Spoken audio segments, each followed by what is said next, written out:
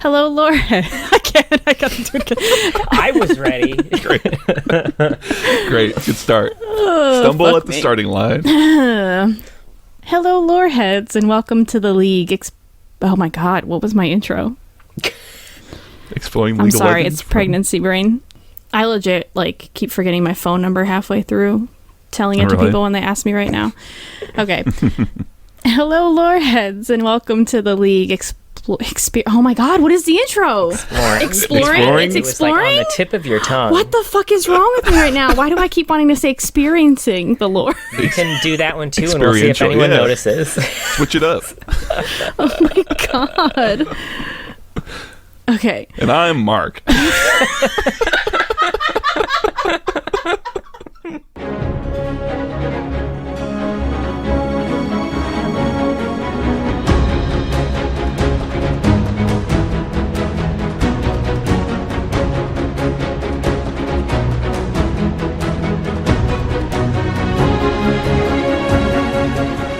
Hello, loreheads, and welcome to the League, exploring the League of Legends lore from A to Z. My name is Rebecca. And I'm John. My name is Mark. And I just want to compliment you on getting it right on your first try. It's a tough intro, but you nailed it. My brain is expanding to make room for baby information. It's science. The baby comes out of your head? Yeah. I can see it poking out of the ear. Anyway, today we're talking about the Wuju Bladesman Master Yi, who was released February 21st, 2009. Yeah, he's an old bladesman. Yeah. Except not in the lore, which is nice. Well, not in his new lore. I was thinking that. I was like, I'm willing to bet in his old lore, he was 400 years old or something like that. You'd be partially right.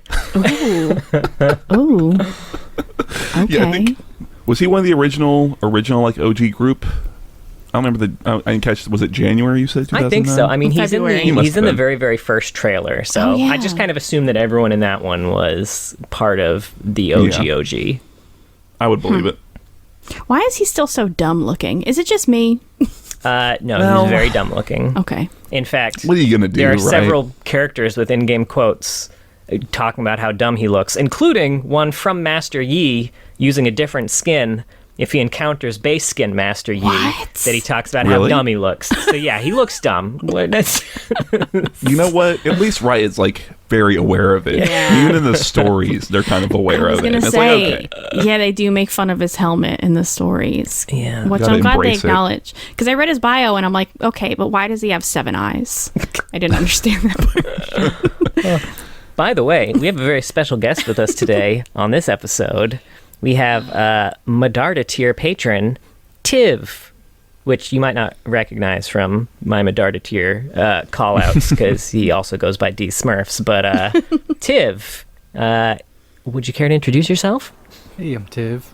I'm just excited to be able to join you guys for an episode. Yay. We're excited to have definitely. you. Yeah. So the very first thing, the rite of passage. What give us your best Master Yi impression. Oh boy.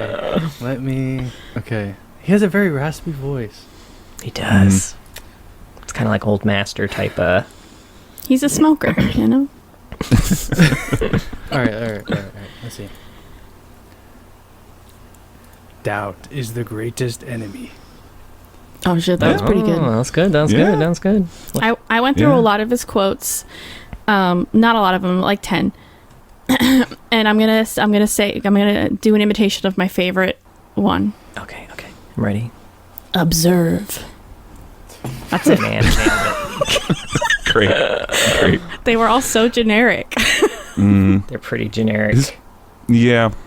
Well, let's go with the classic Wuju style. Oh, nice. Would you pass me that potion? Oh, that's pretty good. I didn't see that. I would have done that, but I knew you were going to do it. Didn't want to take that from him. No. It was either that one or the goggles one. What's the goggles one? The goggles? Just for reading. What? He's nearsighted. He uses the goggles for reading. Does he have 7 different story? You've heard of bifocals. These are septfocals. Fuck you, Benjamin Franklin. Benjamin Franklin ain't got nothing on Doran. So what made you want to do Master Yi? Not do him, but you know what I mean. I do Master Yi. No, but I was looking down the list of what was taken and what wasn't, and I definitely didn't want to do a Mordekaiser impression, but I wanted something that was soon, so I just picked Master Yi. I also like playing Yi. I like watching Calcep complain about dying in Alpha Strike all the time. Man, You're one of those, that's a name I haven't heard in a Master while. Yi players I've heard about so much. I also complain about Master Yi a lot. Sure. It was hard not to have that bias when I was reading his lore. I just wanted to like passionately hate him, especially when they described him alpha striking. I'm like, oh, you I was fuck like, it. oh my god, that fucking Whatever. guy. You press one button, pentakill, you know. They even describe it that way, and they're like, oh, he's just dashing from target to target, and they're all gone now. Like, yeah, I know. I fucking hate it. None of those spirits had CC. It's not their fault. All right. Well, on the universe page, Master Yi just has a bio and a short story. There is another short story that's much longer on the universe Very long, page, short story. but it's not actually linked to him at all. Right. And it's not one of those, like, it has to do with two champions and it's linked to them instead. It is just a Master Yi story that's just not linked. Yeah. Yeah. But that one's called Poetry with a Blade. Yeah. I read it. Me too. Oh, nice. Well, John, you read all the lore. I'm usually slacking. That's true. I'm proud of you. Thank you. God bless you. Thank you for your service. Bless your heart. Right. So who wants to take us through the bio today by Michael Luo? All right. I'll go through the bio. We ready? I'm ready. Mm-hmm. Rum ready? I'm ready. All right. Yi was a normal little boy in Ionia. From Barl? Yeah, sounds right. Sure, to be more specific, and the village of Wuju, to be even more specific. His parents were swordsmiths, and so he always planned to become a swordsman himself, and when the time came, he trained with the Wuju masters and was super good at sword stuff, very quickly becoming known as Young Master Yi. He wanted to explore more of Ionia, but the Wuju masters believed that the sword work was meant for just the village and never bloodshed. Which, like, how boring. Right? Choose a different weapon then. There are stabs if you don't want to shed blood. Why choose a weapon? Why choose a sword? So Yi finally left when he saw the Noxian invasion happening. He joined the fight and got many pentakills, impressing everybody. Noxus saw him as a threat and decided to wipe out the rest of the Wuju swordsmen using chemical fire. So when the war was over and Yi returned, everyone was dead, and he was now the actual only master of Wuju left. He was alone for a while, guilty and whatever, until a Vestian monkey man found him. Actually, what I really liked is they called him a monkey-like man, and I'm like, he's literally a monkey. A monkey. a monkey-esque form. He's a monkey. Monkey-esque. Right. Yeah, I wonder who this is. His name's Kong. Right. Yeah. Anyway, this Vestian monkey man wanted to be trained, had a lot of fights with Yi, who eventually agreed to teach Kong the Wuju ways. Kong changed his name to Wukong. I don't know why Yi never changed his name to Wu Yi. Good question. But okay. And that's sort of where Master Yi is left with story-wise. He's with Wukong, and they're traveling together. Mm-hmm. Yep. Yeah. I think you got it all. I'm surprised that Noxus did not just use chemical weapons like on the battlefield when Master Yi was in the middle of destroying all their troops, because they've already shown that they have no problem at all just murking their own troops with chemical weapons. They think they'll be able to kill other people too. Sure. Yeah, I mean, who knows, right? Like, obviously the first time he shows up, it's kind of like, whoa, wait, we didn't expect that shit to happen.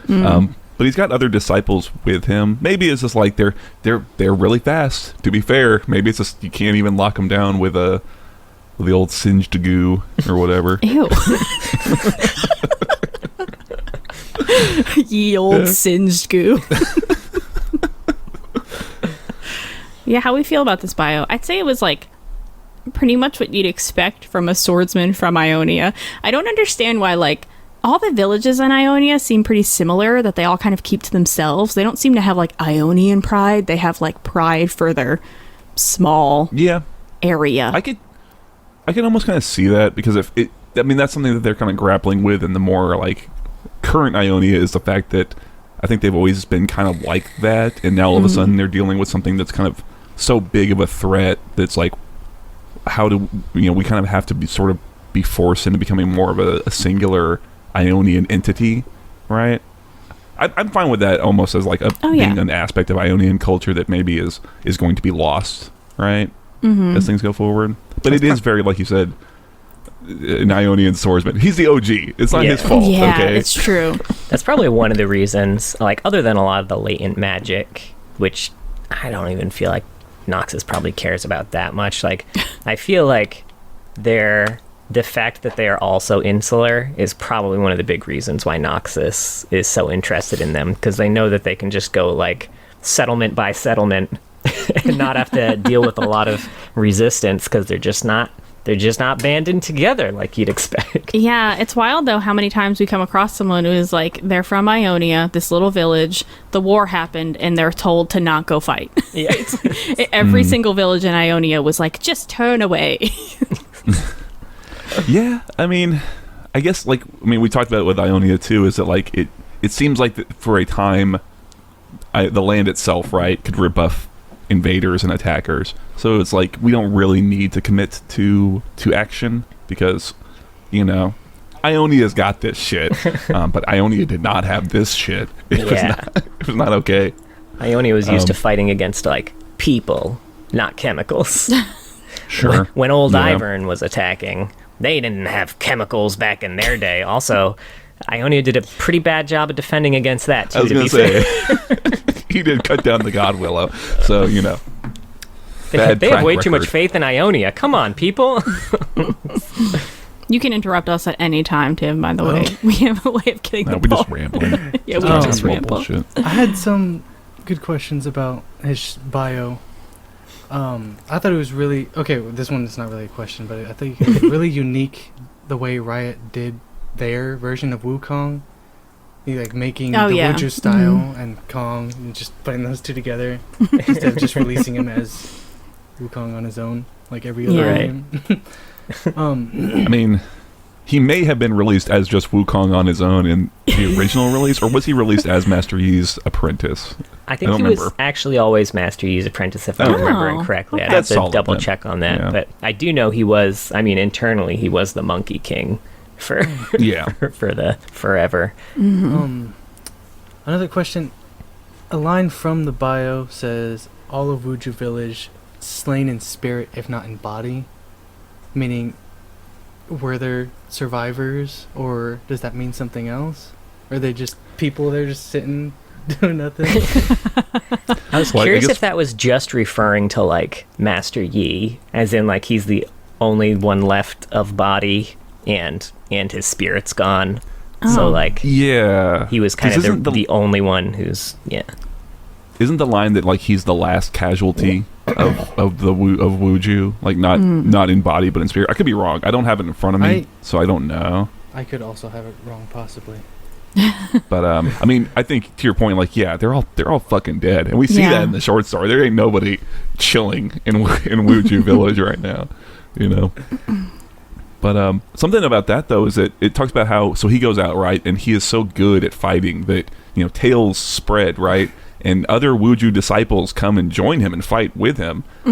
But for some reason he's the only survivor who made it back from the war, so everyone else who came to fight with him died. Not even as a part of that chemical attack, right? Yeah, I'm curious how that happened. They're just not as good as Yi. I would say I kind of prefer the idea that he was literally the only one who went, because I find that more interesting that I don't know, he was the one who betrayed the Wuju ways, and that led to all of them except for him being killed, with Noxus not understanding that none of them would have left Wuju to fight Noxus. I could kind of see it. Actually, because my initial read through, I actually completely missed that other people joined him. I forgot, and too. I was very confused. I was like, I understand that like Noxus has a lot of war masons, but like Wuju doesn't seem to like let in outsiders. So like it's not like a War Mason's gonna like integrate into their society like they're used to doing, like in Piltover and places like that. They would have to like see this person and then know like, okay, they must be from that village of people who have never left the village, and we would therefore have no reason to even know they exist. Like it would have taken like level 10 spy craft to figure out where the fuck that dude came from. It was LeBlanc. Yeah, but Sure. I think having the other people join him and probably much more willing to be like, yeah, we're from Wuju. Yeah. Wuju! I love just a bunch of frat boys following him along, just getting Say drunk. their fraternity. I'm gonna bring her back to Wuju, man. No, dude, no.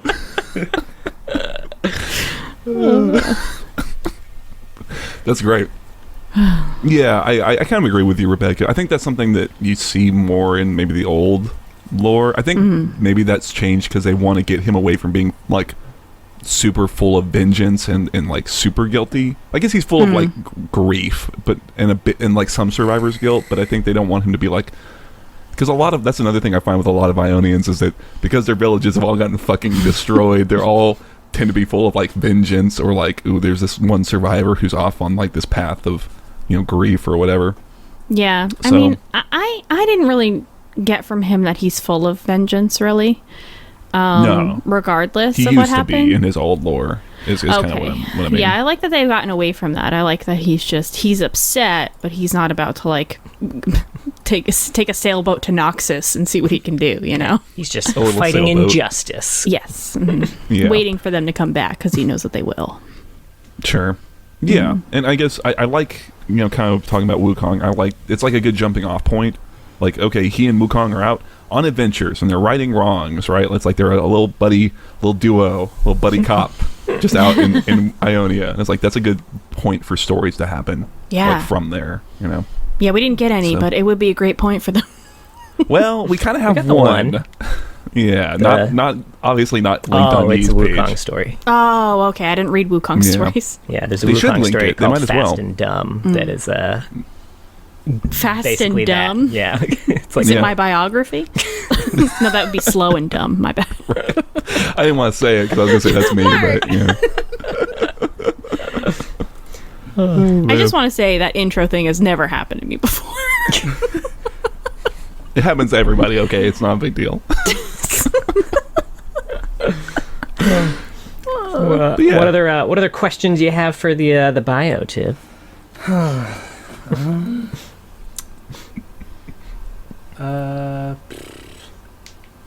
I don't really know what was Wukong doing in that area at the same time as he, you know? Like, was he just a traveler?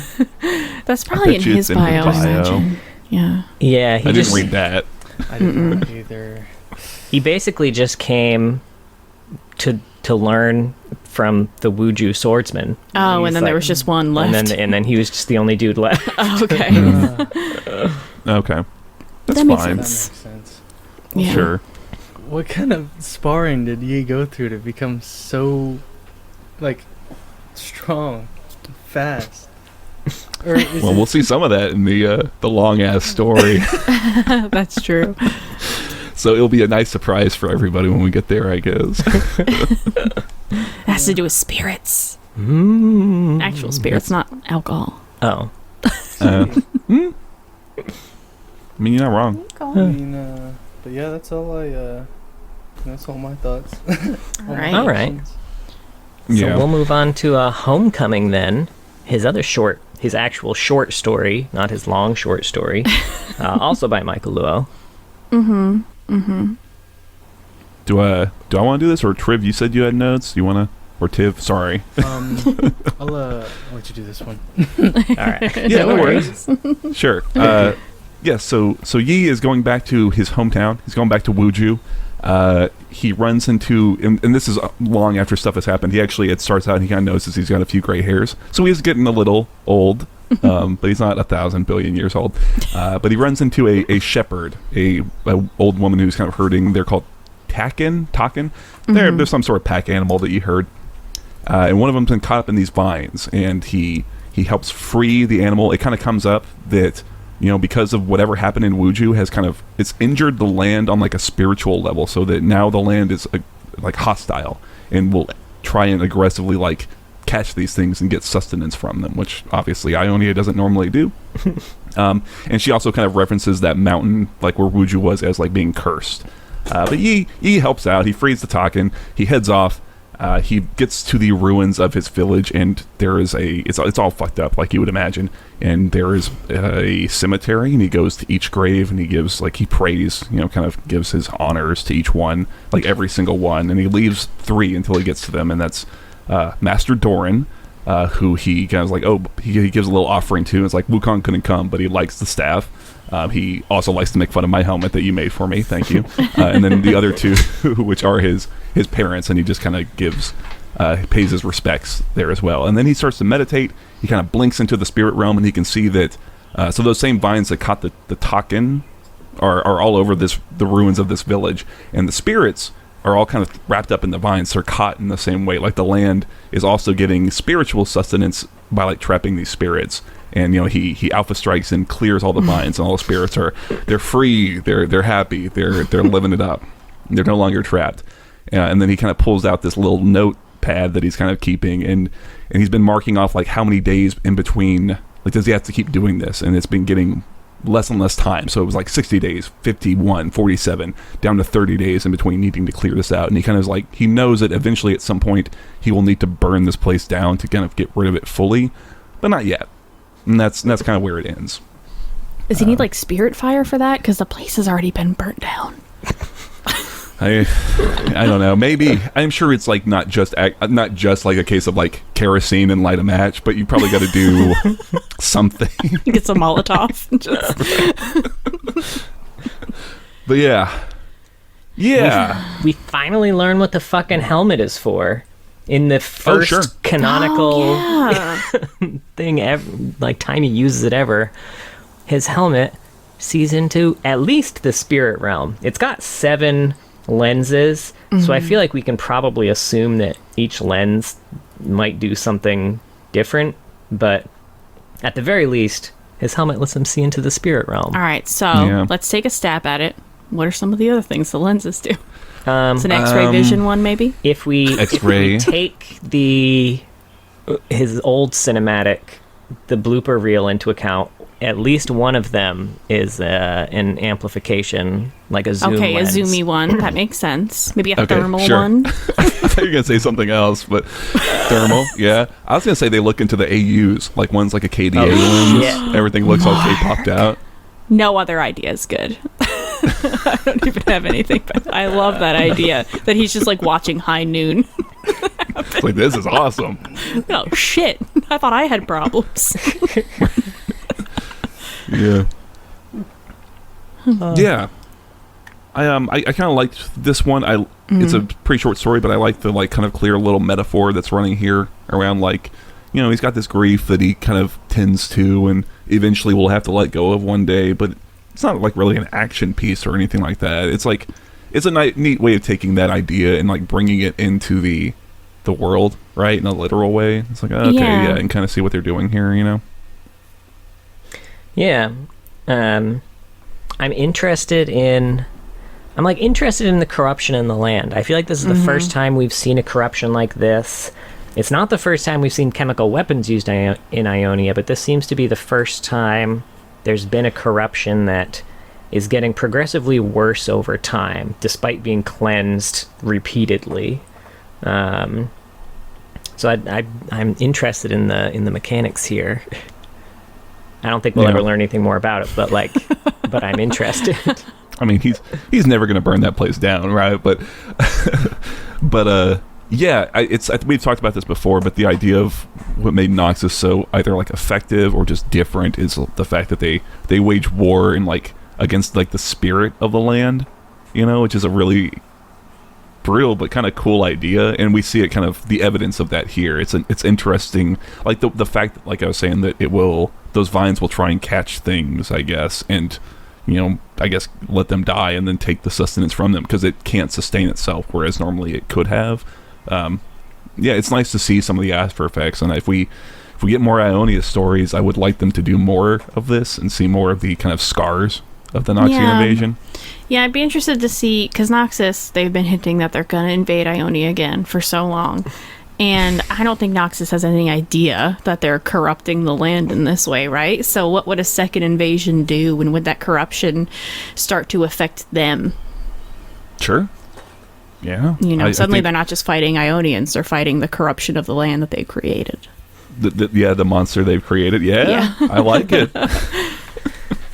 And even more importantly, does Riot know No, they don't. that there are other fruit out there other than peaches? I was thinking that. Like, he couldn't like apples? No, I guess it's a Wukong thing, though, isn't it? Isn't that a Wukong thing, peaches? But wasn't it Doran's favorite fruit? No, it was Wukong's favorite thing. Oh, I thought. So I think they're Wukong taking gave it that to from him 'cause the- it was Doran's. They're taking that from the original. Yeah, listen. story. That's what I was wondering. Like you were saying, is that from the original like Journey to the West thing? Yeah, I don't know. I'm pretty sure. That sounds feasible. Yeah, so Kaisa should have a different favorite fruit. Yeah. Why are peaches in Shurima anyway? Shouldn't it have been like, I don't know what grows in deserts? I was gonna see if you could pull something. I almost said a coconut, and I was like, no. I'm not gonna lie, hun. When you said desert fruit, literally, I also thought of coconut. Okay, all right. I think maybe it's like the Oasis. It's vision. hot. There's a Sure. Kaisa just popped out of the ground, and the first thing she saw, she ate, and she loved it. Oh my god, this isn't void creatures. This is delicious. One day she finally eats another fruit, and she's like, God, I don't even like peaches. This is way better. Wait a minute. That's funny. Yeah. Right.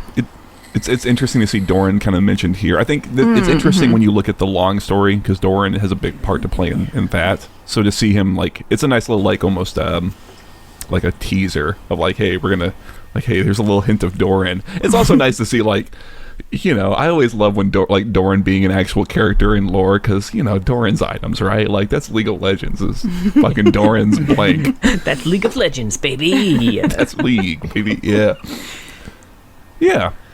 There is one line that I thought was a little silly. So he sees the shepherd, and she's like, "Oh, what are you even training for? The war is over." And it's like he does not turn back, and then internally he's like, "Not for me." Yeah. It's like, yeah, I was just like he doesn't turn back. I know. I wasn't in love with the very opening of this. It didn't really do much. But the other parts, when he's actually in the village and he's praying so much that he starts to lose his voice as he's talking out loud. I thought that was interesting. Yeah. Yeah. That's a neat. Oh, go ahead.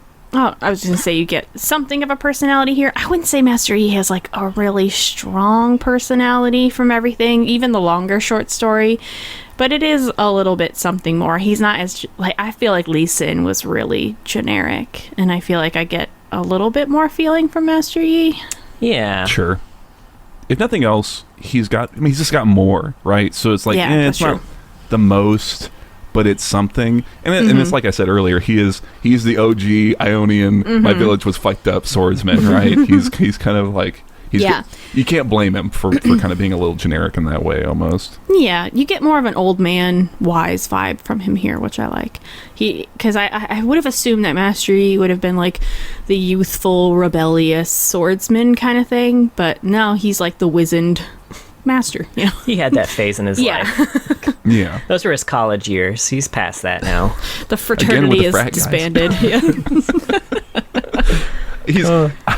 I love this idea of him, like, he's like someone who graduated like 10 years ago but still hangs out at the frat house, like, oh, you know, I'm a Delta Kappa from way back, you know, I'm a legacy. That's one of the lenses, by the way. It's his beer goggles. Yes, I love it. So what'd you think of this one, Tiv? Honestly, I didn't have any thoughts on it. I read through it, and I mean, it all made sense, and I liked the story. It was a good story. Yeah, it's really short. Yeah, there's not a lot going on, really. I get it. Sure. But yeah, it gave me that whole, like, perspective on Yi, you know, the old wise man, full of regrets. I Aren't we all? Yeah, If only I could have gone pro. Talking I could have been a about contender. This is back to he just smokes a bunch of cigarettes. Wuju style, honey. Yeah, I think if I got more Yi lore, I'd like a story showing him in this transitionary, going from being a student to being a master, right? Almost like Rise in that way, where it's like he's learning to, like, I have to learn to teach people and mentor somebody, you know? Which is it's something people go through. That's becoming an adult, man. Oh God, I know. Gonna have to teach this kid how to eat one day. I don't know. I spill food all the time. Like I don't know. I just put the food in my mouth and I get it down somehow. But use a fork, dumbass. I don't know how to do it. I'm gonna be such a good mom. All right, we want to do the long one. Who wants to take us through Poetry with the Blade by I will Mo Xiang? Yeah, that sounds right. Yeah. I will lead the charge if y'all will help back me up. All right, all right. And honestly, it's long, but it's not like very, I don't know, loaded. You know what I mean? Right. Yeah.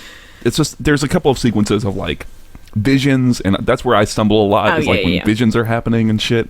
But we'll go through it. So this is Master Yi when he's very young. He's 15.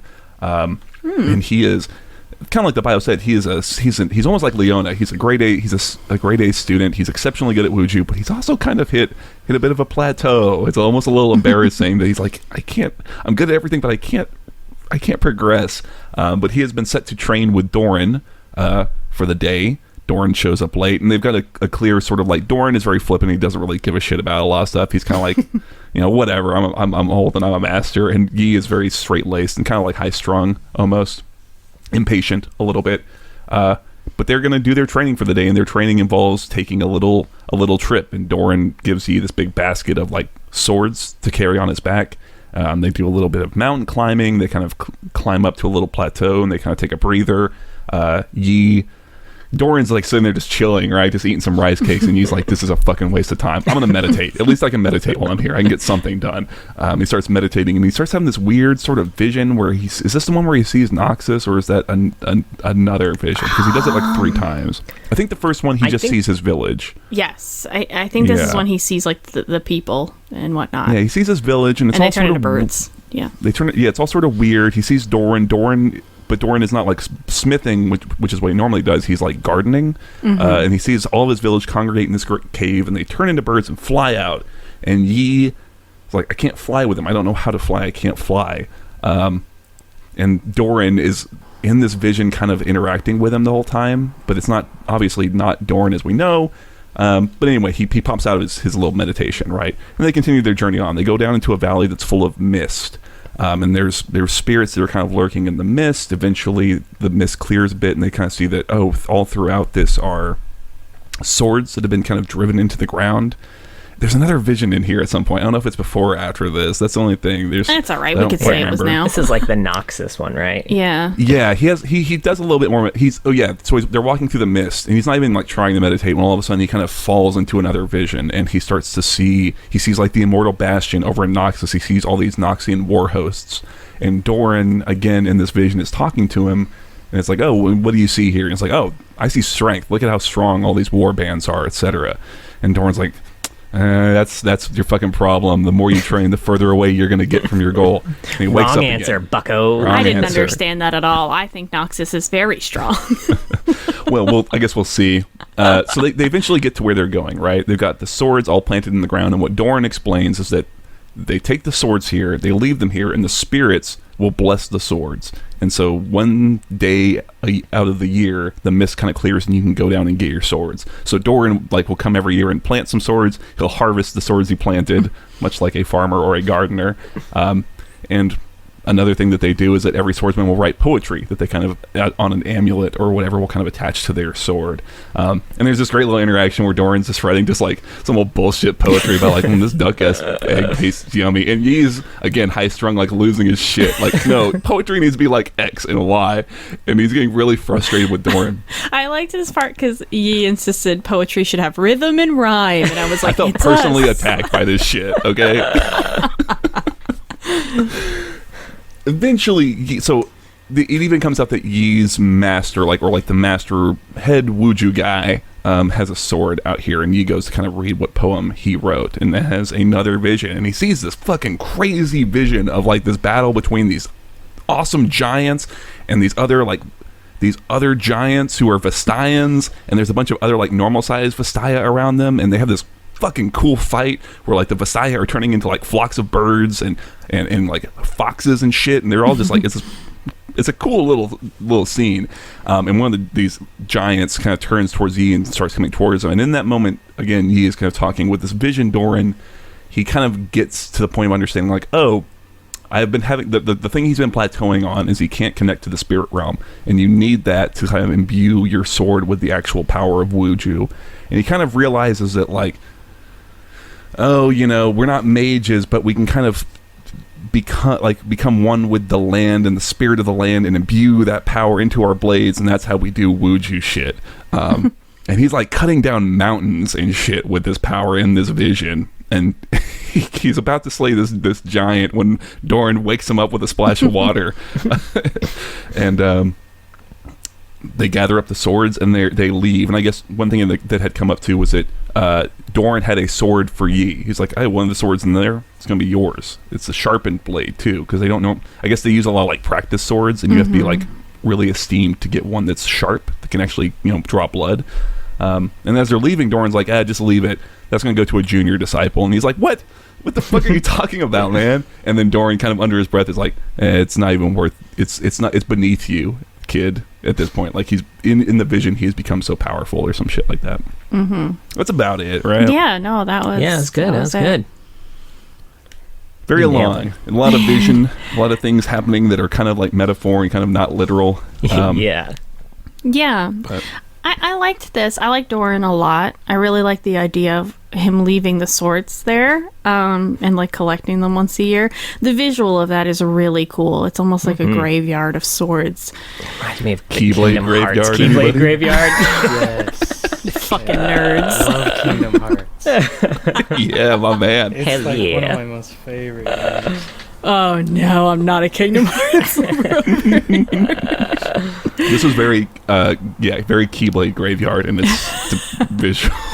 I'll take y'all. But it is cool, right? You got all these swords and like these giant great swords, and I guess also I didn't mention it, but there was like this circle of like 10 really big swords, like taller than a person type, which made me think of those pillars in the bottom of the Howling Abyss from like Lissandra's stuff. Oh yeah. I'm sure they're not related, but they like that image, I think, of like Yeah. 10 or 9 things, Yeah, I like Yi's personality here too, because I would say he's not like he's a little impatient, but for the most part, I think that he's really keeping it to himself a lot. His impatience, Yeah. more than you would expect from like a 15-year-old for who sure. wants to learn how to sword fight, And who's been told he's like the shit his whole life. Yes, like everyone's telling him how great he is, and Doran's like, yeah, whatever.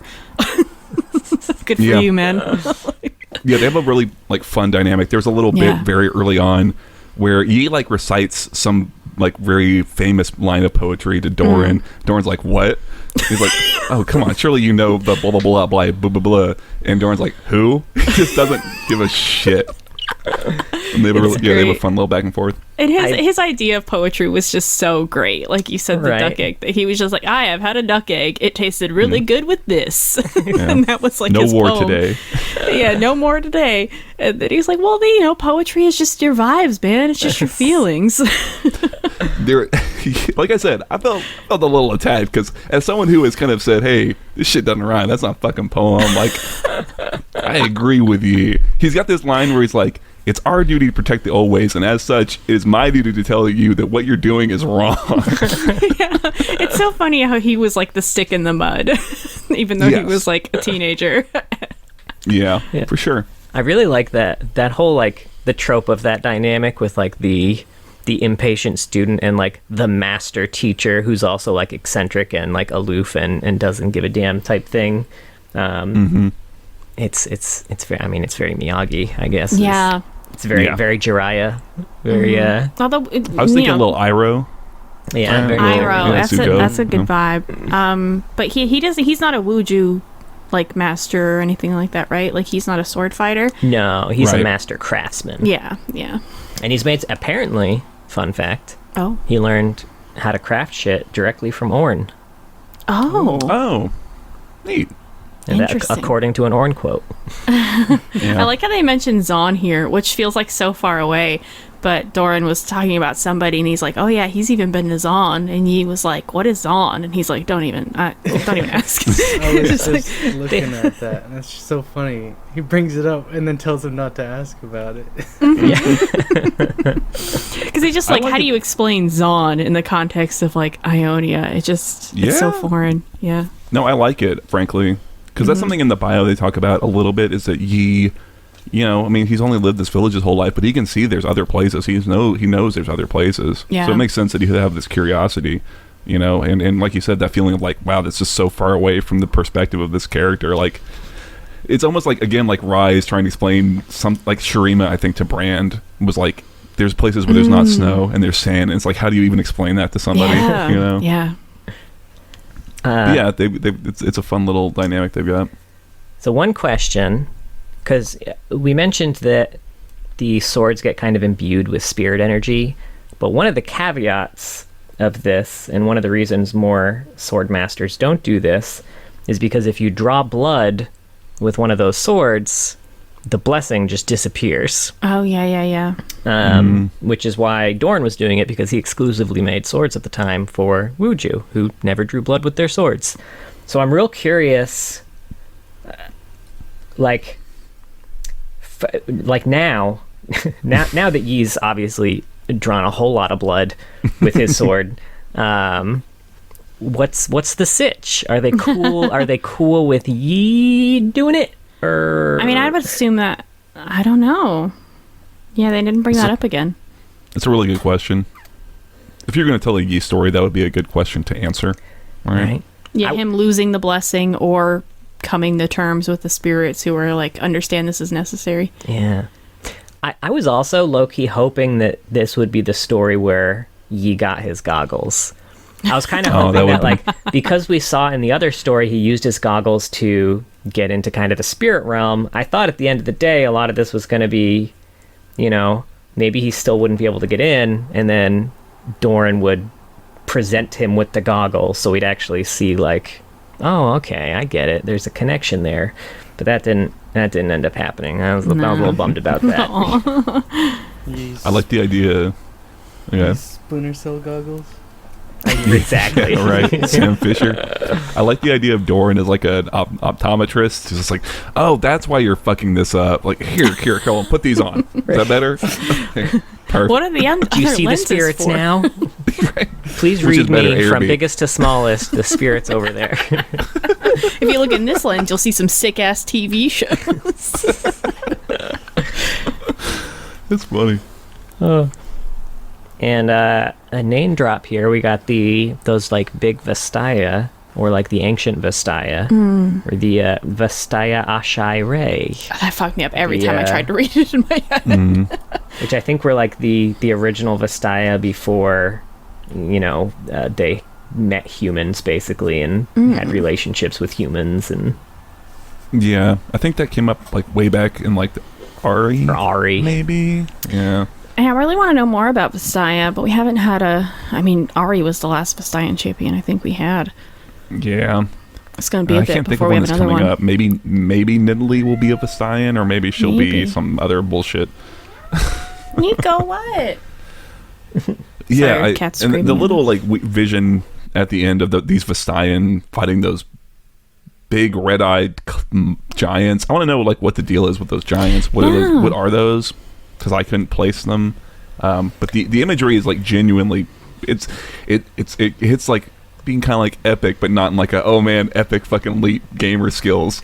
But like they're like calling down like thunder and like lightning and like whole rivers and shit to like fight these giants. It's pretty cool.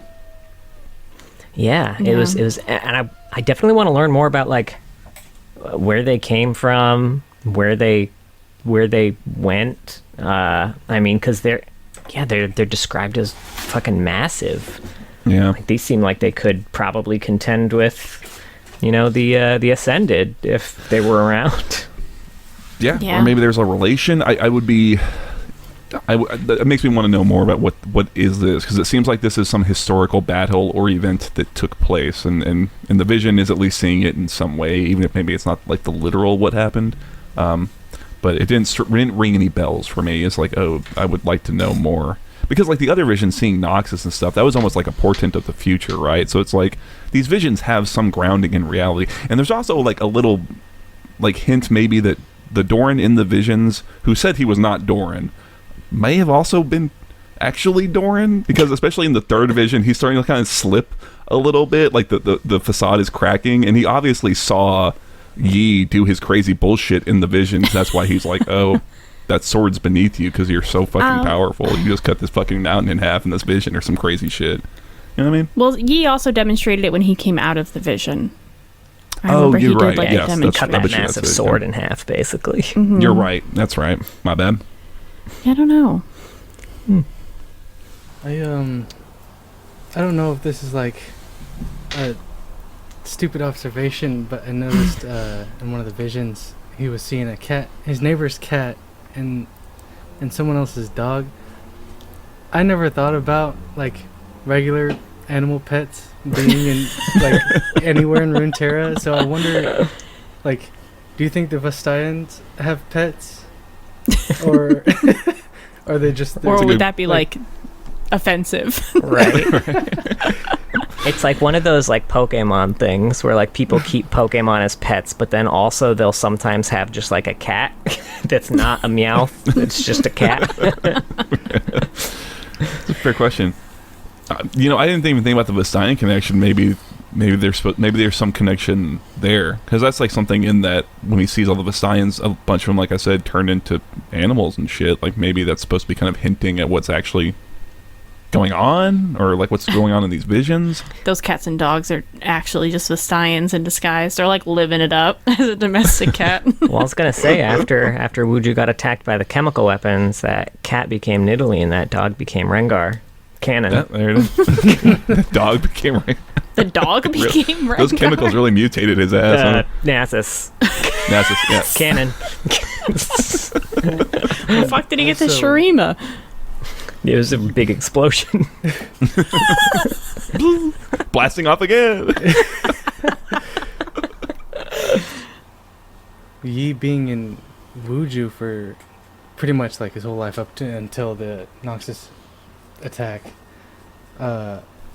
seeing Vestians outside of Wuju might be pretty confusing to him after living in Wuju with just regular cats and dogs. He comes across Zaya and he's like, what the fuck? In one of his old bios, he thinks Wukong is just a monkey. I think that's before Vestians existed as a concept. But he's like, oh, this monkey just keeps coming and imitating me. Like, he gets really mad at it. And then starts talking. So sure, yeah. Do you think like he ever went to go pet like a dog Vestian, and like it was like a really big faux pas? Just went up to Faux one, pas. petted a little bit and said, "Hey, buddy, where's your owner? Where's your owner?" Fuck you. Yes. You mean my wife? My wife. I like the idea of Vestians as like old comedy like sitcoms, just full of like like a Rodney Dangerfield type.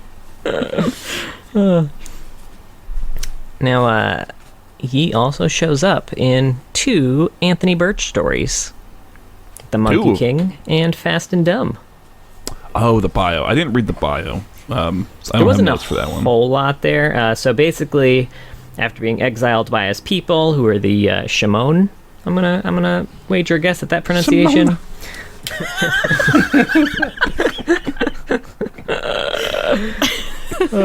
Get the fuck out. After being exiled by them for being a little shit, he roamed the land having fun, and after being attacked by Noxians and hiding until they left, he realized how much damage they had done to the land, so he went to learn from the great Wuju masters, but only Yi was left. Aw, bummer. After continually failing to best Yi in combat, he sought to become his student, and then after finally Yi was like, alright, fine. And then he kept asking Yi, like, why don't you leave the village? He's like, I'm not going to tell you. But Wukong was like, if I beat you in a fight, will you tell me? He's like, all right, fine. And then he managed to do it through trickery and using smoke puff plants and all that shit. Using all of his Wukong. in-game abilities. Yeah. So Yi told him about his past and why he stayed there, and Wukong was like, you know what? I want to protect the Shimon too. I'm gonna try and do that. So Yi gave him the honorific title of Wu and a magic staff crafted by Doran, and now they roam the land fighting against injustice. Mm-hmm. Yep. Cool. All right. That's about what I expected was going to be the case. Yeah. And then we got Fast I did and read Dumb. Fast and Dumb. Yeah. Oh. Nice. Like you said, by Anthony Birch. This is a little Wukong color story, but this is kind of what I was like hoping for with the bio, where it's very what's going on right now. It's him and Master Yi, and they're out looking for trouble. Or more, they're out looking to help people, and they have found some bandits who have they've taken this farmer. Right, they've got a hold of this farmer, and they're being mean, the evil bandits, villains. So the whole time, this is all Wukong internally. He's always talking about like, oh, Yi's always telling me I can do it one of two ways. I can go, slow and smart, or fast and dumb, which is very frustrating because Yi is the fastest man I've ever seen in my fucking life. Right, he blinks around. It's really frustrating to have him talk to me about being slow. But they're observing what's going on with this. They're kind of in a brush on the side of the road. Yi's like fast or sort of slow and smart. I will go around, and then on my mark, we'll attack together, right? Pincer attack. And Wukong, as he's kind of watching, sees one of these bandits pull out this little knife. And he's like, Yi won't be able to see this from where he's at. Fast and dumb. So he just jumps in. He's like, lucky for me, I'm a really good fighter. He starts fighting these bandits off. He does take a thrown blade to the shoulder that he didn't see because he was being fast and dumb. But he does save the farmer's life, and Yi kind of shows up.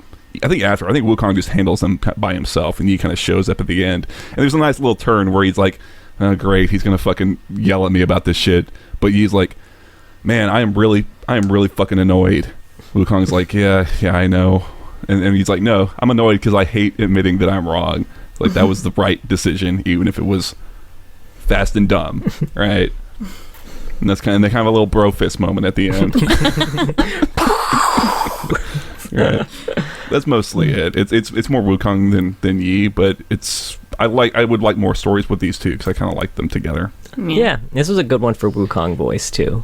I feel like Wukong voice was a good choice for Anthony Birch. I was a little disappointed reading the bio. I feel like it doesn't come across strong in the bio. It's not like you don't get strong character out of that, but I feel like when you see it through his voice, it comes through a lot better. Yeah, definitely. And then, like, for the purposes of Yi, like I said, I'd like the little turn at the end because it would be really easy to have Yi, like, just be this hard ass who never gives any ground, but they're a little more amicable, like they're friends, right? And it's nice to see them act like friends, where you can say like, oh yeah, you made the right decision, even if it doesn't necessarily agree with what I've been telling you to do the whole time, So yeah, and I want go for it. I was gonna say I want a 2D side scroller beat 'em up a la Double Dragon with Wukong and Master Yi. Yeah, that'd be good. That's all. Golden Sword. Sure. I was going to say Streets of Rage, too. That bro fist comment brought me back to the frat house of Wuju topic. I'm liking this frat house of Wuju idea. I think we've got something. New skin line. With Karma being like the sorority. Like, who is their like sister sorority? It's going to be something else in Ionia. We'll figure it out. We'll workshop it. Set's in Ionia, right? If it's a sorority, it's got to be Freljord, right?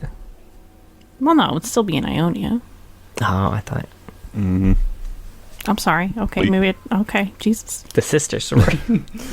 Yeah, no, I gotcha. And yeah, I agree with Set. Set's a really good pick for... he's a great pick for that, frankly. For the frat, yeah. He'll be the rival frat. Ooh, that's like they're like the good-looking ones who have the more money. Animal House with their Vestians. Oh, Animal House. It's just set in Rakan. Great, I'm loving it. But yeah, that's canon Yi. Yeah. So, Tiff, how'd you feel about Yi overall? I know you didn't read through the long story, but I mean, does it line up with from playing him? Like, does it feel like it lines up, or does it feel really different to you? Playing Yi, I can just switch my brain off and get pentas like left and right. I can just face roll. Solid. Well, I mean, that's basically what he did, like, in his bio with fighting Noxus. Kind of just switch his brain off and alpha strike left and right. Right. Sure.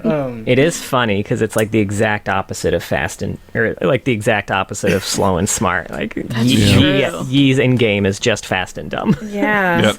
Exactly. And that's just really funny. I like how transparent he is with Wukong, and just like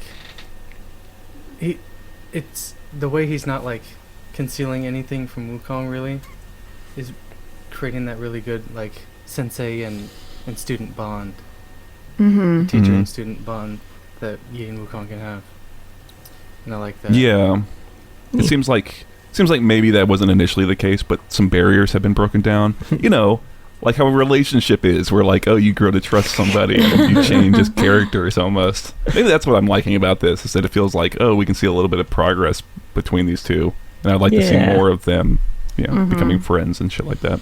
It's nice to have a relationship like this working out, because I feel right. That they don't become enemies at the end. Yeah, it's not like Rise and Brand or anything like that. Yeah. But yeah, overall, I like it. Hell yeah. I'm sorry, I'm not good at coming up with these thoughts on the spot. It's okay. I liked it. I liked the story. I can't wait for the Wukong episode to come out and learn more about his side. Yeah, same. Should be good. What's going on with him? Yeah, sure. I'm excited. Well, thank you for joining us today. Before we go, did you have any socials or anything you wanted to shout out, or anywhere that people can find you online? Go to Twitch, Lebalanced, LEBALANCED. I rarely ever stream, but I have one trophy clip on there that's got like 17,000 views. It's really cool. Oh shit! Oh shit! It's just like one of I realized those, we're talking to a celebrity. Goddamn! one of those like Rise Nunu ult combo things.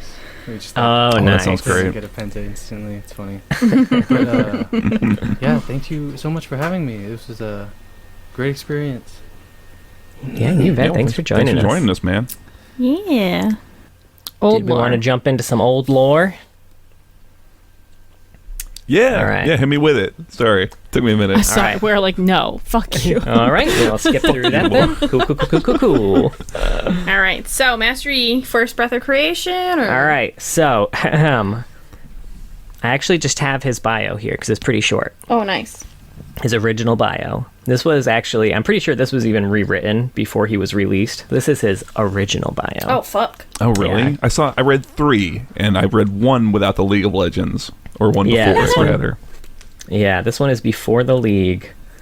Master Yi brings the art of the Wuju style in a way that makes his enemies falter. He is capable of fighting with lightning speed, as well as finding purchase behind the defenses of an enemy's armor. He can call on his inner fortitude, regenerating at an accelerated rate. Calling upon ancient forces, Master Yi can fold space, appearing behind enemy after enemy. He's even able to reject magic, rendering it useless against him. Master Yi himself has studied the arts of Wuju for more than 1,000 years. He is the oldest known living human on Valorant. But to gaze upon him, you would guess him no more than 30 years old. The art of Wuju lives on in Master Yi, and has plunged through the hearts of his foes. Dope. Why was he so old? I don't know. I did love it, though, when I was seeing that. I was like, oh, awesome. They used to just love, I say used to, they love making people fucking old. Kale used to be like thousands of years old and all sorts of crazy shit. Yeah. Nico, stop trying to climb the wall. You can't do it, man. What's funny about that old bio is like how much it tries to talk about what he can do in game. Right. That's just mostly what it's like, hey, here's his abilities in a paragraph. They just really wanted to sell his kit. I guess he kind of had to back then, right? Yeah, he also showed up in 3 episodes of the Journal of Justice, or issues. First one's issue 10, where he just joins Ionia for the rematch of the Trial of the Isle. Okay. Did he even join? I thought it was just that he was volunteering because he wasn't in the actual match. Yeah, he said he would join, but then nobody wanted him. He's just too damn old. Yeah. He's just too darn old. We don't want no 1,000-year-olds in our match. And you look 30? Ugh, disgusting. I like the idea of it being like picking dodgeball teams, and he's just like left alone. Like, I don't want Yi. You take him. I don't want Yi. Fight for Noxus, Yi. Oh. Okay. Now he shows up in issue 14 in the Mailbag of Justice. Where really got into that one. Someone asks if Master Yi has any comments following the liberation of Ionia. And he says, the path to enlightenment is littered with trials, and it is in these times when we may discover who we truly are. To a warrior, however, relief is an emotion as distracting as panic. Noxian or otherwise, the forces we now face have ebbed out. Just as the tide, they will flow again. Wow. It's deep, man. Yeah, riveting stuff, E. Thank you. Yeah. And then issue 25, the Mailbag of Justice. Someone asks if Master Yi will ever take an apprentice to pass on the Wuju teaching. He says, I suppose it will not remain a secret forever. The tenets of Wuju dictate that a master must not seek an apprentice. Rather, the apprentice must come to the master. As the last disciple of the Wuju style, I struggled with this tenet for many years, but patience has served me well. My apprentice has come to me. Wuju will live on. Whoa. Was this no like idea who the apprentice was? Right. Yeah, I didn't check like the dates. Was this supposed to be like a hint teaser of Wukong? about Wukong? Was Yeah, this like I think it when was. Wukong was being actively released, or like? I don't know. Yeah, they didn't. I assume they would have like mentioned him specifically if he was out. My guess is that it was like a teaser. Yeah, I bet. Interesting. Yeah, and that looking at that old lore stuff, especially like that little mailbag one, he reads very much like a Lee Sin type, where like Yeah. he's just like, you know, Platitude, Sword- platitude, yeah, platitude. you know, yeah. Now he also shows up in 5 cinematics. Oh, jeez. I feel like it's been a while since he's been in one. It has.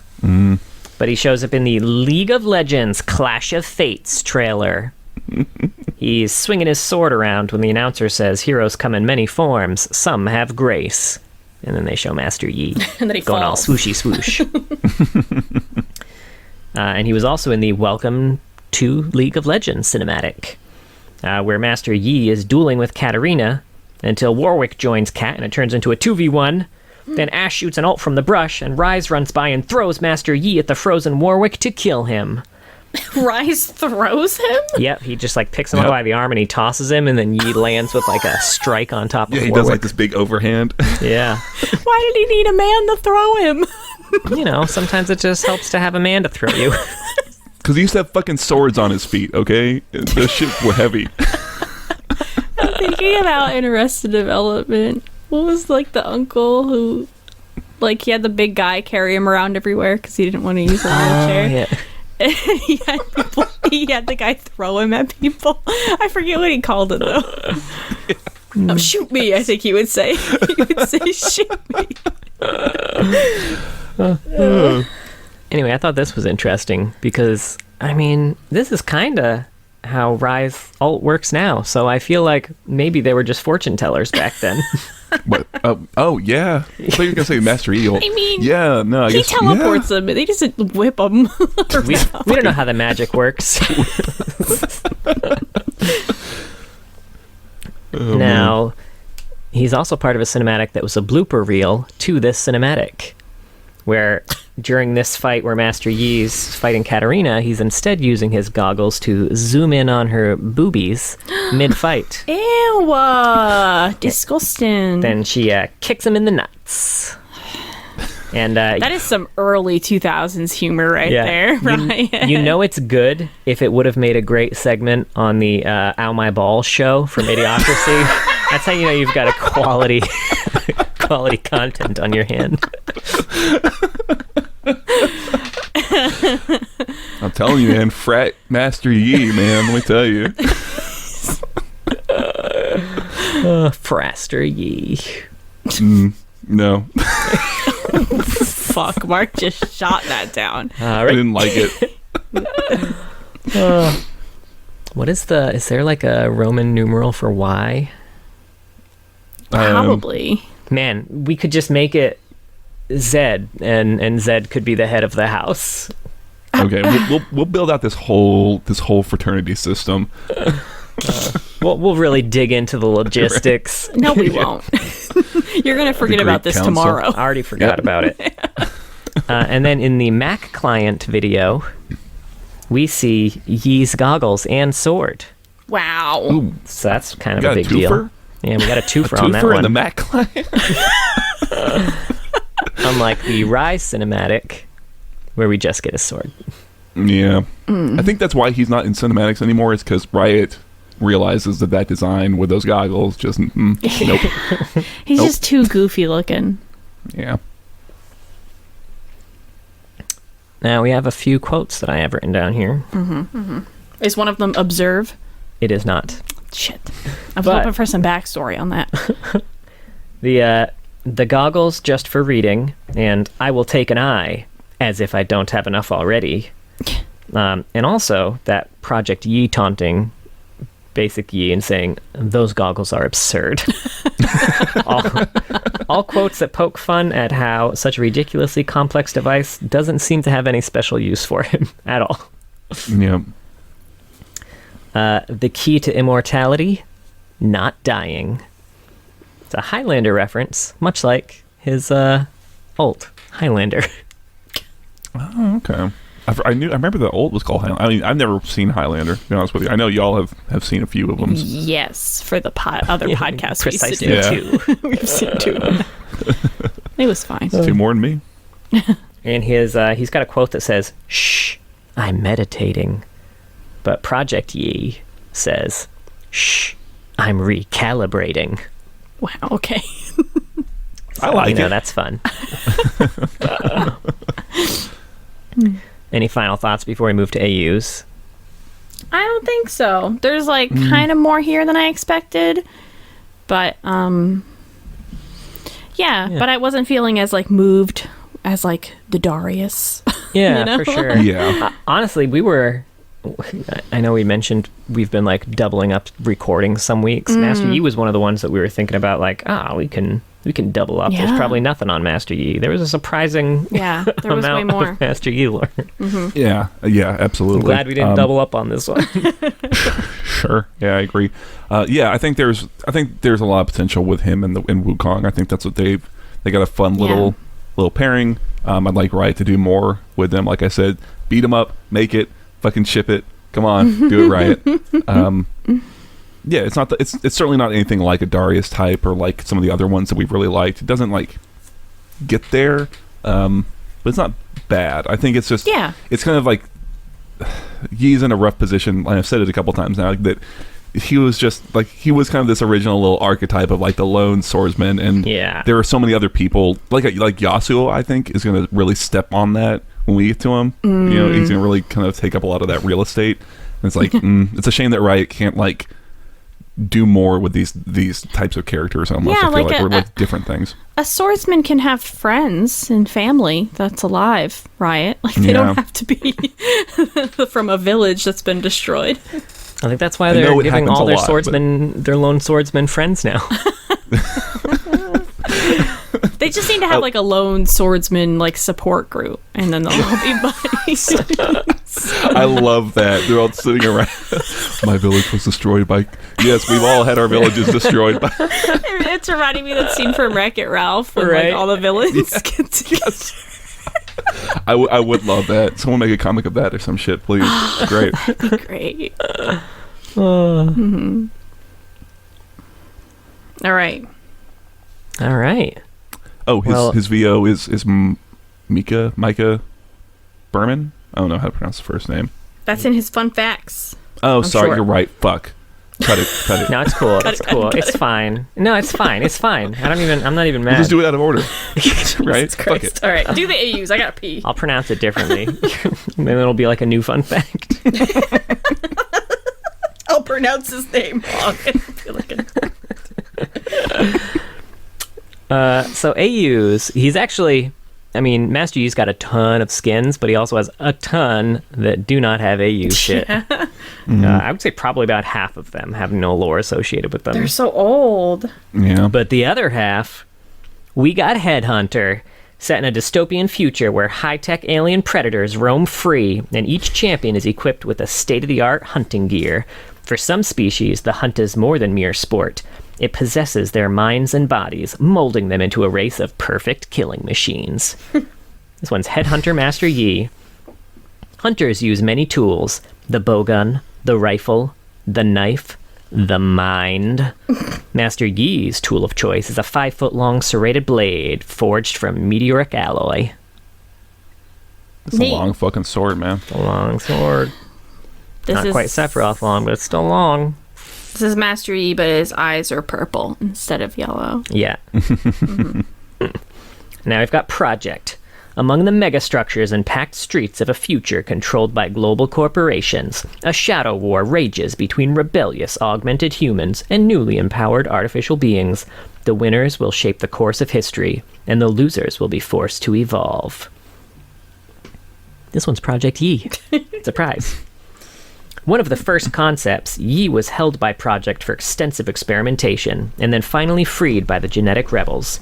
His psyche may still contain some glitches, but his experimental hyperlight alpha blade serves the resistance with its precision balance. And this one's got a little cinematic associated with it called Overdrive, where we actually get to see the genetic rebels freeing Master Yi. They got Fiora and Lucian who free him from the Project facility, and then the three of them fight Project Z, and it's cool. Very cool. This is a very cool little cinematic, and I like the kind of glitch thing that you kind of mentioned there, kind of showcasing in this cinematic is a neat. Yeah. It's a neat thing. All right, for that last one, I was accidentally looking at Assassin Master Yi and not Headhunter Master Yi. Oh. He does look different. His head thing is weird. Yeah, he's got the little tail on the back of it. Yeah. To be and honest, his sword is very big.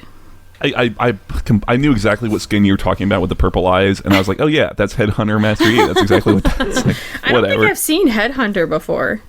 Well, like you said, he's got a lot. He does.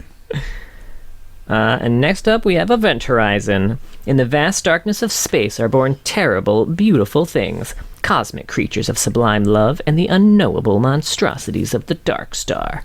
These are the children of silent gods. And they are finally coming home. You're so dramatic with this one every time. The last one was pretty dramatic too, though. This one's Cosmic Blade Yi. Gliding effortlessly from star to star, Yi flashes through the night sky with celestial grace, his blade arcing with crystalline precision through the fabric of the universe itself. This one also has a short story associated. I was going to say associated. Thought it would be a hip shortening, but midway through it, I changed my mind. Pull the eject cord on that one. Just Apps and zerts. This one's called Ambition's Embrace. Big Meat, which this whole story. wait.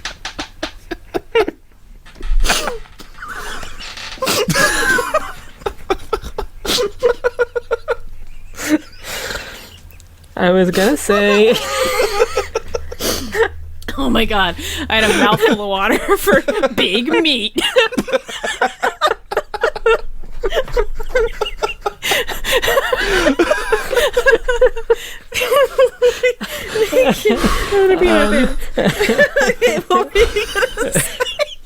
I was gonna say big meeting, but then like the way I was saying it, I changed my mind halfway through and ended it in an inopportune spot. Stop thinking about things and then changing your mind. Just say that. No, you made the right call. You made the right decision on that one. I want that. All right, we're gonna have to pull you saying that, and then when you're streaming and someone subs on Twitch, it's just Big you meat. saying big meat. But God, that's brilliant. You gotta pull that. All right. Oh, fuck. So this is a big meeting where the Celestial Court decides to send Lux to defeat Thresh, which was a big mistake. Huge.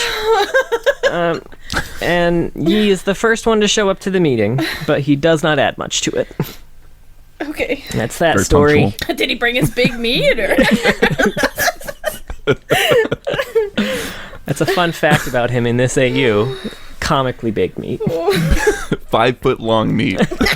Serrated. Serrated. God. Y'all are nasty. We got next up we got Immortal Journey. Okay. This one's kind of nice. Yeah. Long ago in an ancient land, many souls gathered beneath the gods to test the limits of their power. Foolish and arrogant, brave and just, their journeys are written into the immortal pages of history. And this one's Eternal Sword Yi. A pupil of a famous martial arts school, Yi has dedicated his life to the purity and art of combat. And yet in his heart he knows he is worthy of the fabled sword of jade, and a power beyond mere mortality. And this is actually an interesting skin where if you go to the microsite where the skin was initially released, there's a second lore blurb there. Oh. The master swordsman spent years wandering in search of the sacred sword, pushing ever closer to its secrets. He is a petal falling from the sky, his path shaped by the winds of fate. Oh. It sounds really Yasuo. Right? It does. This skin looks very Yasuo too. One thing I really love about it is he's like pointing, like aiming something, and a bunch of swords are just flying at where he's pointing. Like his Does he do that in game with it? Also, there's like his little eye mask. Do you see the little lights in front of it? I have some fun facts about that one later, actually. Ooh, okay. Okay. So there's a short story kind of for this one. It's called Where the Heavens Touch the Earth, which is basically just a poem about the sacred sword and the individuals that it calls to. And Yi's never actually mentioned by name here. The poem just kind of talks about, there are people summoned by the fates to seek this sword, and, Yi's one of them. So what you're saying is Yi would not appreciate this poetry, or would he? It Doran is poem? structured. It's not a Doran poem. It doesn't rhyme, but it seemed there was form to it. Okay, sure. Yeah, I think if there's rhythm to it, that's Yeah. All right, I'll take your word for it.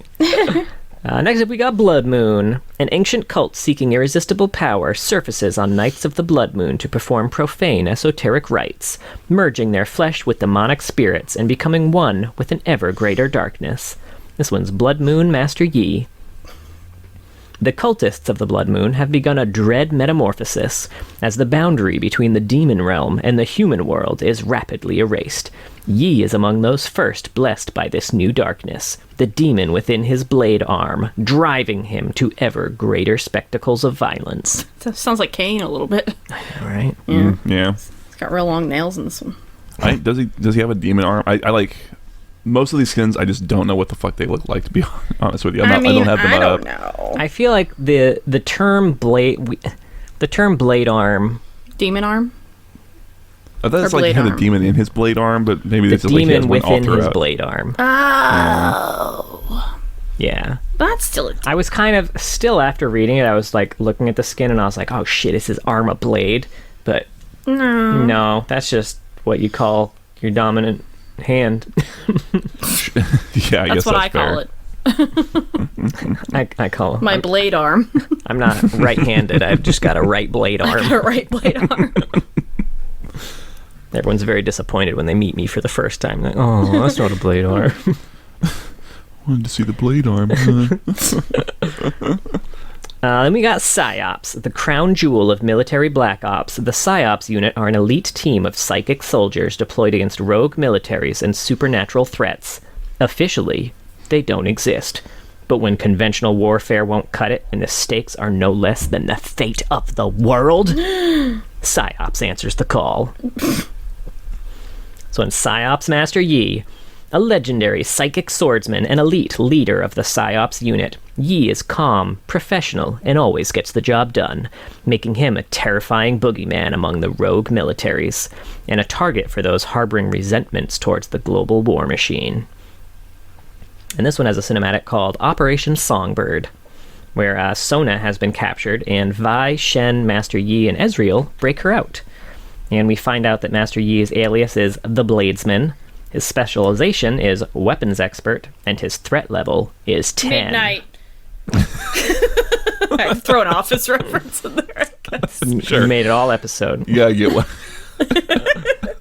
But interestingly, that is the same threat level as everyone else on the mission, except for Ezreal, who is threat level 9. Oh, yeah. Like a I big do chump. remember that, yeah. We got Crime City Nightmare.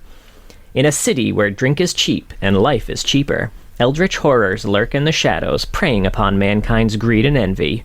Backroom black markets have given rise to elixirs, a valuable magical export, whose production spells money and influence should any gang find a way to corner the market. Vying for control with the help of twisted, unearthly terrors, enforcers, mob bosses, and cronies alike invite unknowable corruption in for a chance at true power. This one's Debonair Master Yi.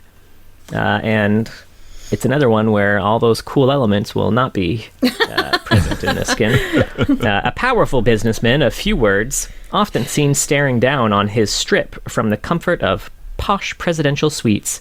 Despite his cold demeanor, Yi enjoys the finer things in life and demands only the finest fits for his world-famous evening attire. Oh, cool. Very, Yeah. very eldritch. Very eldritch. I feel that horror. This isn't even like one that they grandfathered in. This is like an actual one they made for this. When Yeah, they had this the was a idea. new one. Yeah. They couldn't have said like, and also he's got crazy weird like potions or I don't know, something Right. in there. His sword has Cthulhu in it. Easy. Yeah. We got Snowdown Showdown, which is Snowman Master Yi. A humble snowman brought to life by the magic of the Poro King, Yi strives to become the most gallant knight in all the land, and with the imminent invasion of Ice King Twitch, he might just get his chance. This one's cute. I don't think I've seen this one really. Yeah. He's got Yeah. a big frozen carrot for a sword. This is real nice. And this has a little cinematic attached to it too, called The Day Before Snowdown, where Ice King Twitch is going to invade, so the Poro King sends Nico to gather some help. She recruits Yi first, then Princess Soraka, then Prince Mundo, and then the four fight King Twitch, but then somehow turn the foe into a friend. And the Poro King says that was the plan the whole time. And Soraka's like, well, why did you have us fight him at all then? And he doesn't want to answer that question. And then she's like, and also why is KDA Akali here for some reason? And then KDA Akali's in the corner doing a little dance. And then he says, ooh, time for me to be hitting the old dusty road, and disappears. And finally, final skin AU, we got Dragonmancers. And this is a wild rift skin. Yes, it is. Oh. Majestic dragons dwell in remote places of wild beauty, avoiding mortal affairs outside of rarely bestowing their gifts on only a select few. The Dragonmancers are those fortunate and powerful enough to have gained the ultimate blessing. Whether they then use that for good or evil is up to them, and anyone strong enough to stop them. This one, Zephyr Dragon Master Yi.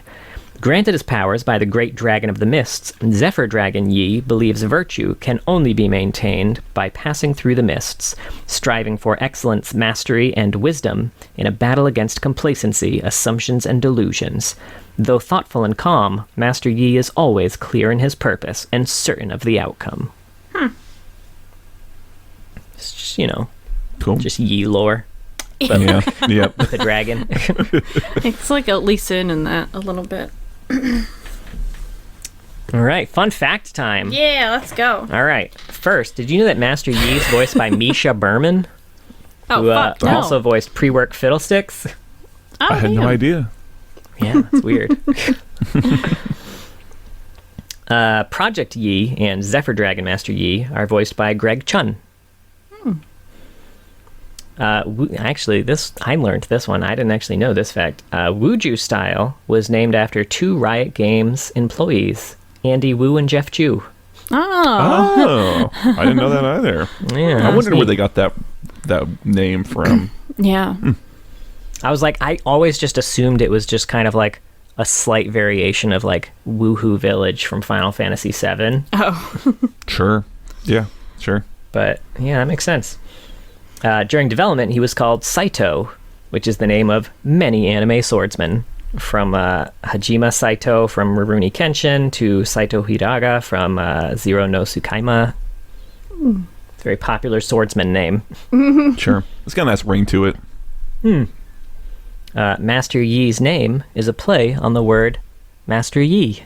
Mastery, you mean? Or maybe it's just so similar. I said Mastery. No, you said Master Yi. You literally just said Master Yi is a play on the word Master Yi. That's just what it sounded like to the naked ear. Yep. You gotta clothe your ears. Yeah, perverts. Come on. Master Yi is the champion with the highest base movement speed in game at 355. Why? Get the fuck I did not outta know here. that. Ooh, he needs to be faster. And his recall animation references Junpei Iori's victory pose from Persona 4 Arena Ultimax. Wow, what a cut. Yeah. Sure. And his dance references Running Man. Although interesting fact about this is that the more total movement speed he has, the faster he dances. I did know that, actually. That is fun, though. His old dance used to be Napoleon Dynamite. That had a moment, y'all. Yeah. He had part of the dance and Katarina had the other part. Oh, okay. What's her dance now? Well, I don't remember. Whatever. I know, me neither. Because that's all I can picture is just her doing the little side to side or whatever. Let's see. We mentioned kind of like Highlander, the references to the Highlander movie, but the cooldown reset mechanic could also be a reference to like the quickening from Highlander. I don't know what that is. I don't even remember what that is. Does it make it so that Highlander's cooldowns get reduced when he gets takedown? It does. See, you have this problem that I had, was thinking that Highlanders are much cooler than they actually are in the movie. Oh, no, that's disappointing. Because I didn't think they were that cool to begin with in concept, but They're less cool than you think. great, awesome. I'm really excited to ever go watch Highlander now. A functional real-life replica of Master Yi's Highlander ring sword was crafted in an episode of the YouTube series Man-at-Arms Reforged. They've done a bunch of weapons, and they've been all very cool. Assassin Master Yi, speaking of which, is among the only 3 skins in the game priced at 390 RP, making it the cheapest ones available. The others are Golden Alistar and White Mage Vagar. Yeah. I would have thought a Kinnan skin would earn that. One of those. How dare you? Sure, you know what? That's they've hidden those skins away, and they pretend they don't exist. Okay, that's fair. Fair point. Chosen Master Yi shares the Star Wars theme with Forsaken Jace, and both were released on May 4th and sold for 54% off. I don't get the 54 thing, but everything else I get. Also May 4th, but you know, oh, 5-4. Oh wow, okay. I'm just an idiot. You have to excuse me. Project Yi's Project Yi. His dance references "Have a Nice Day" by World Order, which I had never heard of, so I had to look up the side-by-side comparison, and it's pretty cool. What is it? It's like a it's like a music video, but it's one of those ones that has like the super kind of like a boy band type dance number, except it's not a boy band. Okay. Oh, okay. It's like super choreographed. Yeah. Type something or other. Okay. Kind of like Gangnam Style kind of almost. Gotcha. And finally, Eternal Sword Yi is the first skin where Yi's face has been revealed. That was the first time we got to see his face in any media, and it even preceded the artwork of Homecoming, which is kind of the second place where we see his face. Yeah. Interesting. And it was actually in Homecoming, we find out that Master Yi has the same forehead markings as the Eternal Sword Yi. Oh, okay. Oh, They have like they have like the paintings on the forehead and in the skin and in the Homecoming short story. Interesting. Okay. And as I you kind of missed that mentioned, detail in the story, even frankly. Oh, yeah, yeah. me too. as you mentioned, he has those 7 sparks of light in front of his face in the shape of his little goggles. His little goggles. His little goggly goggles. And those are my Fun Master Yi facts. I hope you enjoyed them and found them fun. They were so fun. Very fun. All right. Any final Yi thoughts? Finally, nope. Nope. Yeet. I got nothing. All right. You're both done. Yeah. Tapped out. That was Master Yi. Thank you for listening. We are on Twitter @Loreheads. We also have a Twitch. It's twitch.tv/Loreheads. We stream League on Saturdays, and John does TFT on Mondays. We post these on YouTube, and John also has some fun parodies there. And we have a Discord. It's linked in the description of this episode, and it's also pinned on our Twitter. We have a Patreon as well. Thank you so much to all of our patrons. John's not ready. And a special thank you to our... Oh, no, I'm not. Oh, no, I'm not logged in. Wait, hold on. Oh, no. Oh, wait, hold on. Wait, I got this. Wait, just give me a moment here. Oh, Jiminy Cricket. This episode's going real smooth. I know, no my fuck-ups. God.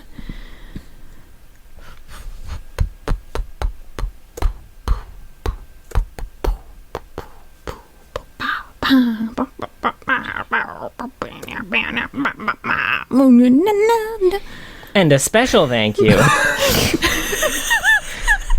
to our Medarda tier patrons. Obviously, Tiv, Jeremy Rich, King of Hearts, Mylect, and Shupa Moustache. If you were being attacked by Noxus and I was a Wuju swordsman, I would also give up my village to save you. Oh my God, I would be in that village, John. No, you would have learned how to sword fight, and you would join me in the fight. Have you met me? That's the way the cookie crumbles. You know, enjoy being trapped in vines as a spirit. Oh my God. Well, I'm going to go be sad on the couch now, knowing John would sacrifice me for the Medarda tier patrons, but that's okay. I mean, if you become a Medarda tier patron... Give me money. The hard sell right there. The thing is, I'm a housewife, so it would still be your money. It's the principle of the thing. Anyway, join us next week when we'll have another lore heavy champion where we talk about the bounty hunter misfortune. Jesus.